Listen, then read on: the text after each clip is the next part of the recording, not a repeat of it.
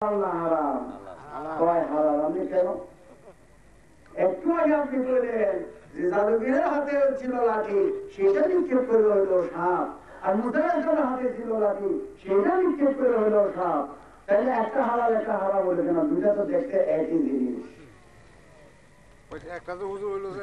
আস্তে আস্তে গর্ত থেকে বের হয়ে আসে বের হয়ে ওইখানে দুলে সুরে দুলেকে দুলতে থাকে সাপটা বাঁশি সুরে সুরে দুলতে থাকে দুলতে দুলতে এমন অবস্থা হয় যে তার মধ্যে একটা সম্মোহিত ভাব হয়ে যায় সাপ তার দংশন দেওয়ার যে ক্ষমতা সেটা ভুলে যায় ওই ভাগে কি করে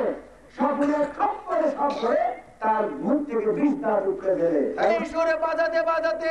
আমাদের কলবের শয়তানও দুলতে দুলতে কিছুক্ষণের জন্য তার দংশন ক্ষমতা ভুলে যায় তার শয়তানি ক্ষমতা ভুলে যায় আর ওই ফাঁকে আমার গাউসুল আজম মাইজ ভান্ডারী আমার খাজা গরিবে নওয়াজ আমার কলব থেকে শয়তানকে ধরে উপরে ছুঁড়ে ফেলে দেয় আমারকে কলবে মুমিন বানিয়ে দেয় বলেন না